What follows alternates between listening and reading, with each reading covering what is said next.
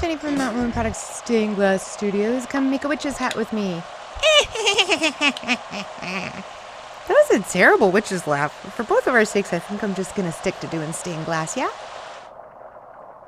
Here we go. Fluxing. Cleaning the tip of your iron on a wet sponge. And I'm tinning. That means putting a super thin layer of solder on your copper foil. And it's kind of like priming before you paint.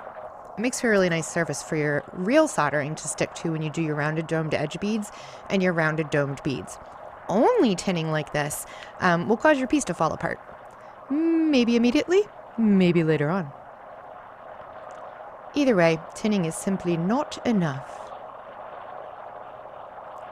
Not all glass artists do this, and you don't have to tin first, but I find that it really does make for nicer solder lines and beads. It also helps to fill in any little gaps you have between your glass pieces. Now we flip it over.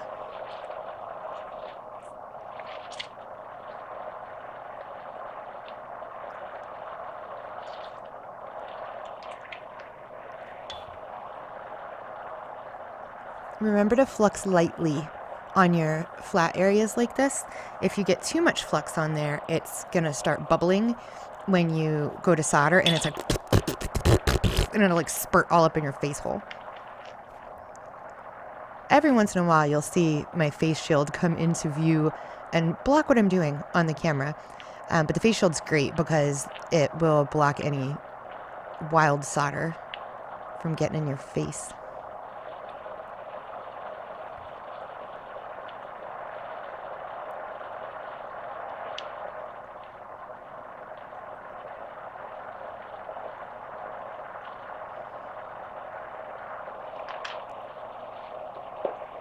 If you happen to want to make your own witch's hat just like this, I do have the pattern up in my shop. And I'll have this piece for sale up in the shop as well.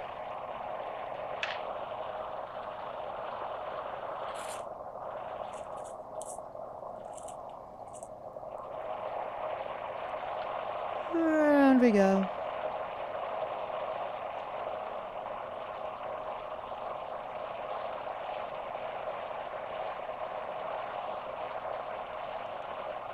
Almost done tinning. Onto the inside.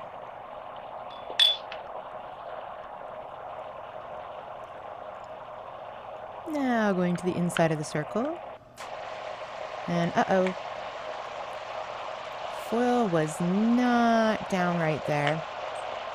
And I had to do a fix before on the foil.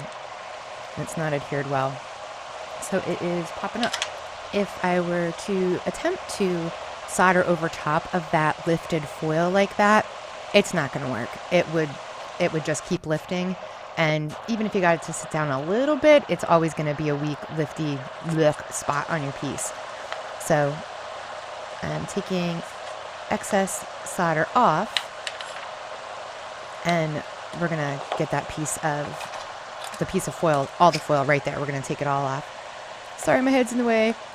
I'm just using an X-Acto knife to cut down through the foil all the way down to the glass so I can pull that piece of foil out. Watch your fingers when you're doing this.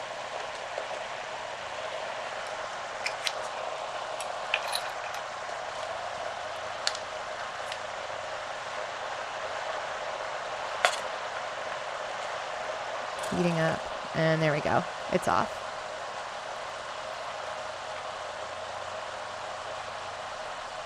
And I'm just removing any extra solder to see if there's anywhere else that needs to be repaired there. Get a little flux on there so I can see past the burnt and schmecky adhesive.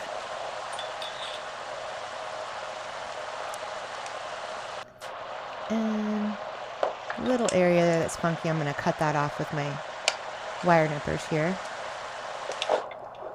And we're going to take it in the house and wash it very, very thoroughly. Give it a good scrubbing with some dish soap and water. Then I'll dry it super thoroughly And we'll be back out.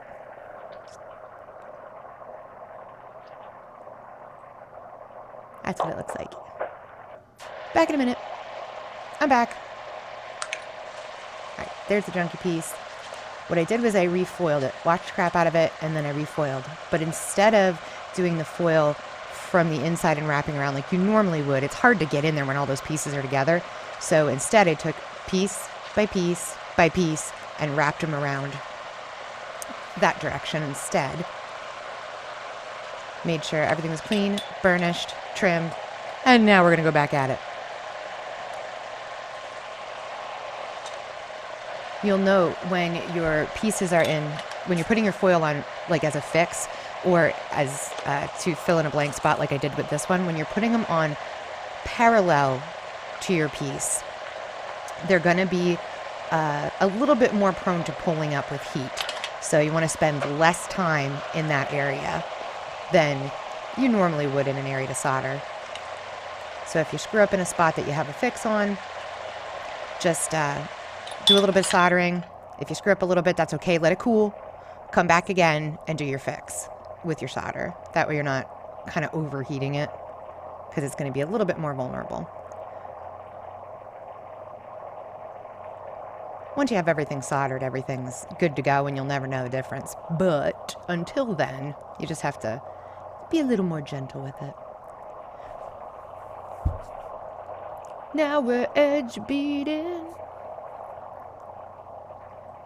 Nice rounded domed beads all the way around the outside. Around the outside. Around the outside.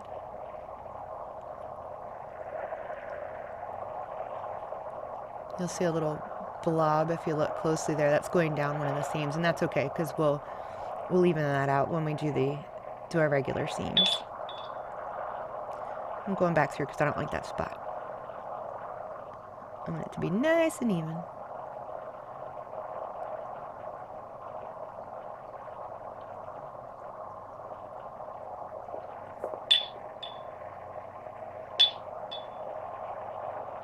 You can see I'm really slopping that flux on there because, you know, gravity. It runs down the sides of the piece.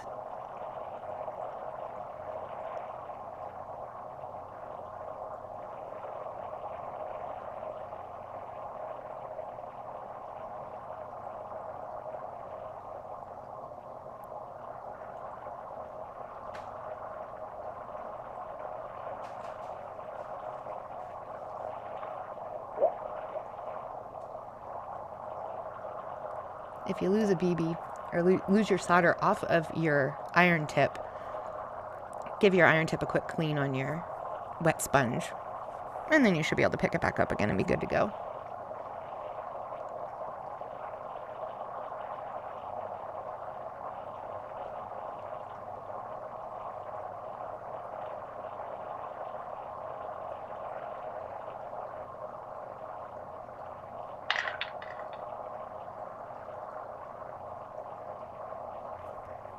I'm working lead free here, so when you're doing yours, if you're utilizing lead, it is going to take a little bit longer for everything to set up, like for your solder to set up when you're doing your edge beading or your regular beads, either way.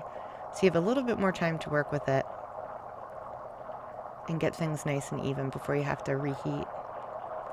But if you do want to do lead free, and anybody tells you that you can't and or shouldn't because it's like freaking impossible, which is what everyone told me when I was started, just blow raspberries at them and go get lead free because you can totally do it.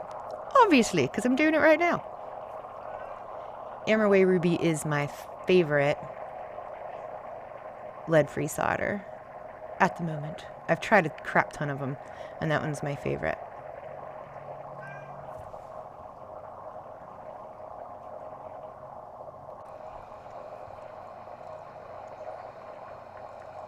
La la la. Got a tiny little BB on my hand there. You want to get those off as quickly as possible. They don't melt through your glove very quickly, but it does, it's still freaking hot. So you'll burn your skin. Clamps are a good idea.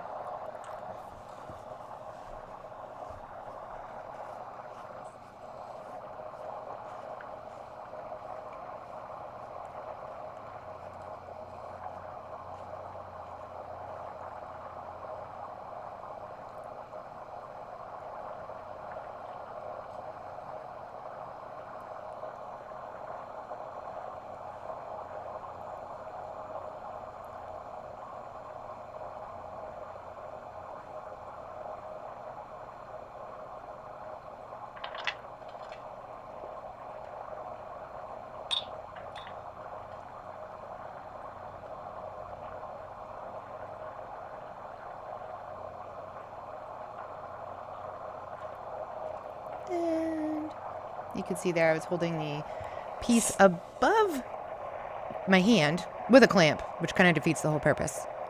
Because, you know, solder's going to go down on your hand anyway. So we flip it over the other direction.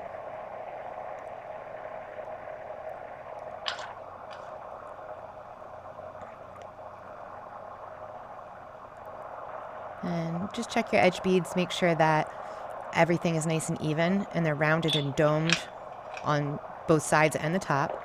And here, this side here, it was a little flat. So I'm going to put those two blobs there on the side and then go back over from the top and melt them in.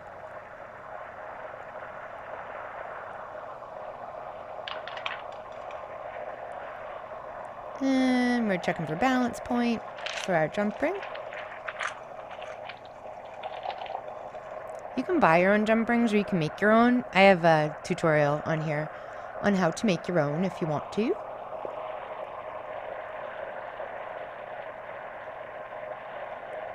And I don't have my other clamp here, so I'm just going to use this jar to hold it up against.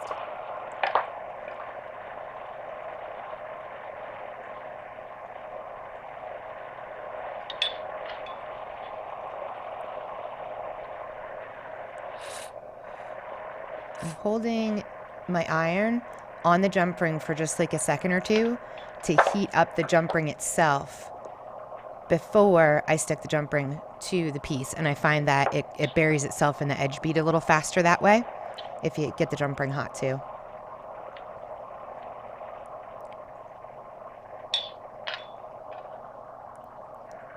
And now we're going to go in here for this inside edge bead.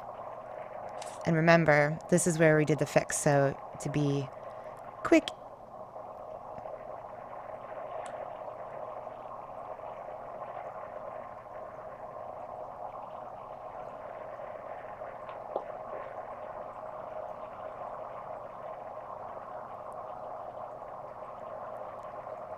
Can't see what I'm doing that well, but it's just what I did around the whole entire rest of the thing. I'm just trying to do it a little faster, since that foil is a little more vulnerable.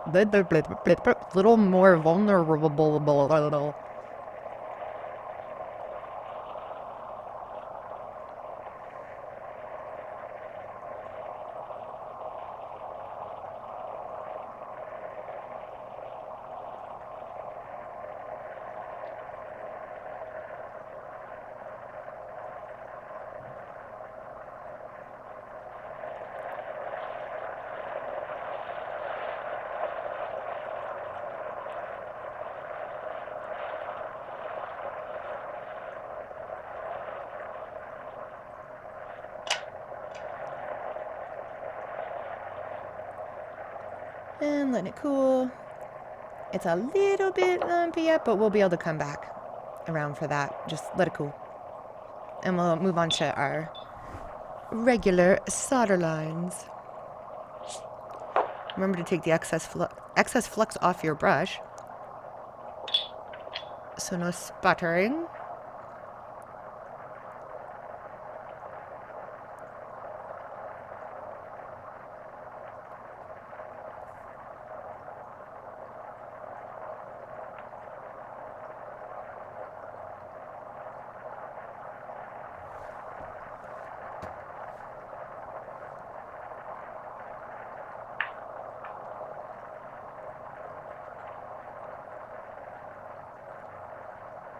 And remember, your first pass doesn't ever have to be perfect.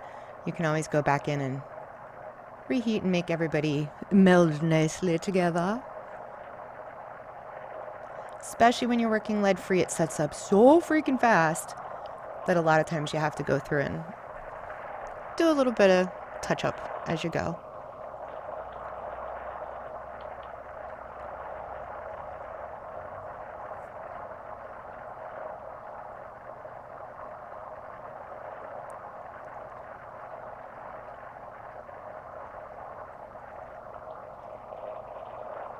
If you're getting a lot of lumpy bumpies and uneven soldering, sometimes it can be your iron. You do need to be able to adjust the temperature on your iron. And the Hakko 601 60102 if you're in America, 60103 if you're in Europe, and 60101 if you're in Japan. It's all about the outlet. Is my personal favorite. It's got a ceramic core on the inside, so it keeps like nice even heat all of the time. And the temperature control is right on the iron. But you're going to need to adjust your temperature. So if you have an iron that doesn't have that on there, a lot of times you'll end up with lumpy, bumpy soldering. Unfortunately, crappy iron means crappy soldering job for the most part.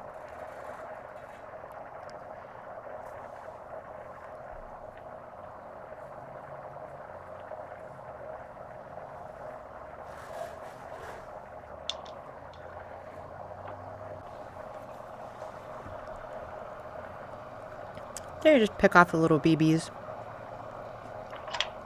Because we're going to flip it over. And you don't want them to get heated up and then either crack your glass or get stuck on other areas when you flip it over.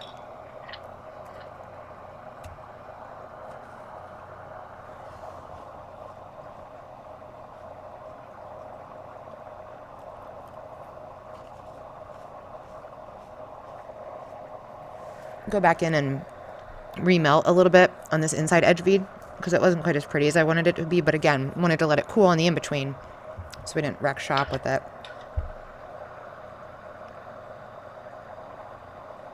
Let it cool. Alright, that's good.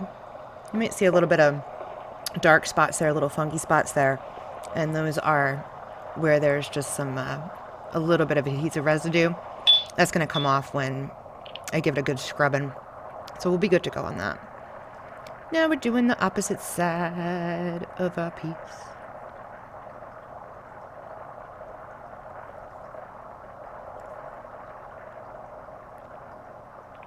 Another thing you can do if you're getting lumpy, bumpy soldering, especially when you're starting out, it's kind of a delicate dance as to how much to feed in with the temperature that you're using and the speed that you're going at.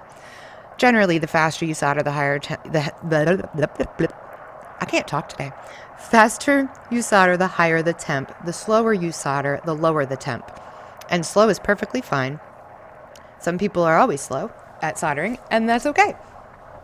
Unless you're doing lead-free, in which case you have to go faster. But till you get that delicate dance down of how fast you need to go versus how much solder you need to feed in, you can put just little solder blobs, like bloomp, bloomp, bloomp, bloomp, down your solder line. And then flux, and then connect those dots.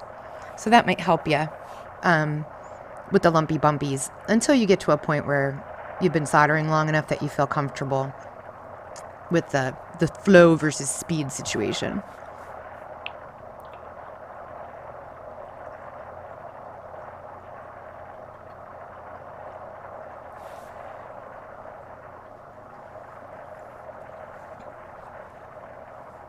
We're not too far from being done here. If you want to, and you want to hang out with some other glass hoarders and get a live workshop every month, and we do spontaneous studio sessions where we all just hang out and yak about glass, forum, get all your questions answered about stained glass, and discounts on my classes, come join the Peace, Love, and Stained Glass membership community. Your first 30 days is totally free, so you can check it out and see if you love it. And if you do, stay and play. And if you don't, that's all right. No hard feelings. I think you'll love it.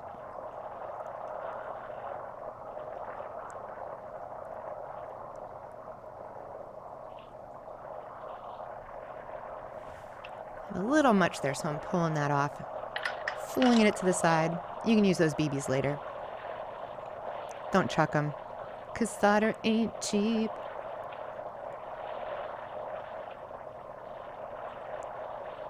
And we're almost done here. The last part you do is just take a really good look at the piece. You want to look at your beads, make sure they're, as even as you can possibly make them. And that your edge beads are nice and even all the way around. No flat spots, nothing crazy. And looks good. We're good to go. Peace, love, and stained glass. Welcome